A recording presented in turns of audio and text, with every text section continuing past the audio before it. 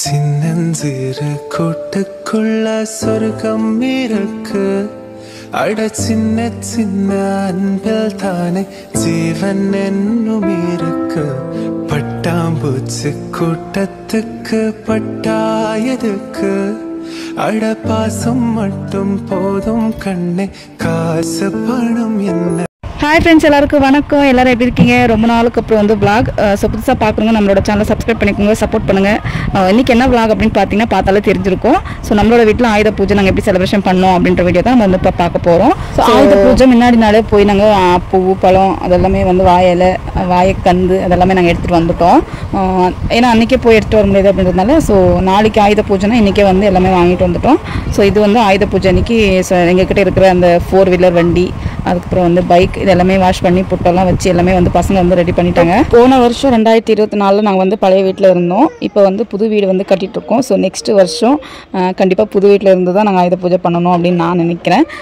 பார்க்கலாம், நடக்கும் அப்படின்ற நம்பிக்கை எனக்கு இருக்குது. ஸோ பூஜைக்கு எல்லாமே வந்து ரெடி பண்ணிட்டேன். இப்போ வந்து பசங்க புக்ஸ் எல்லாமே எடுத்து வச்சுட்டோம். எப்பயுமே வந்து லக்ஷ்மியை வந்து புடவெல்லாம் கட்டி அலங்காரம் பண்ணி தான் வைப்பேன். ஸோ இந்த வாட்டி வந்து சிம்பிளாக விளக்கு வச்சு ஃபோட்டோ வச்சு வந்து நான் வீட்டில் இருந்த இரும்பு பொருள், கத்தி, அதுக்கப்புறம் வந்து வீட்டு வேலை செய்கிற பொருள் எல்லாமே இருந்தது, மம்டி அதெல்லாமே வச்சு எல்லாத்துக்கும் பொட்டு வச்சு நாங்கள் வந்து வச்சுட்டோம். எப்பயுமே நிறைய பொருள் தான் வைப்போம். சரி, இந்த வாட்டி சிம்பிளாக எல்லா பொருளையும் ஒரு இரும்பு பொருள் வச்சு பூஜை பண்ணிட்டோம். இப்போ வீட்டில் வந்து நானும் அவர் அம்மா எல்லாமே வந்து பூஜை பண்ணி முடிச்சிட்டோம். சரி, இப்போ வெளியே இருக்கிற வண்டிக்கு வந்து பூஜை பண்ணலாம் அப்படின்னு சொல்லி எல்லாம் எடுத்து வச்சுருந்தேன். இப்போ அவர் வந்து பூஜை பண்ணிட்டுருக்காரு. நான் வெளியில் அந்த 4 வீலர் 2 வீலர் முன்ன பூ பழம் பூரி இதெல்லாம் வச்சு பூஜை பண்ணலாம் அப்படின்னு சொல்லி எல்லாம் எடுத்து வச்சுட்ருக்கேன். மைசூர் தசரா, ஸோ அந்த இடத்துல ரொம்ப ஃபேமஸ் சாமுண்டேஸ்வரி கோயில் இருக்கும். சூப்பராக வந்து சிறப்பாக வந்து பண்ணுவாங்க. இந்த டைமில் வந்து ரொம்ப கூட்டம் இருக்கும் அப்படின்றதுனால இந்த டைம்லலாம் போக முடியாது. பசங்க லீவ் இருக்கும். அந்த டைம் வந்து போகலாம், அவ்வளோ கூட்டம்னு இருக்காது. ஆனால் இந்த டைம்லலாம் போகவே முடியாது, அவ்வளோ கூட்டமாக. ஆனால் சூப்பராக இருக்கும். மைசூர் தசரானால ஒரு ஃபேமஸான இடம் தான் அது.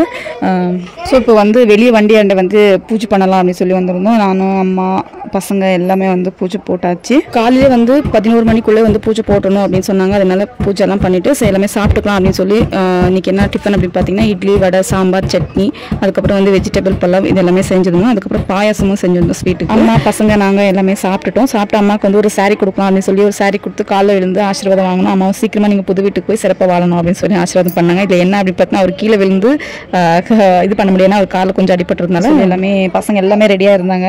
ஸோ எங்கே போகிறோம் அப்படின்னு பார்த்தீங்கன்னா சரி படத்துக்கு போகலாம் அப்படின்னு சொல்லி கிளம்பியிருந்தோம்.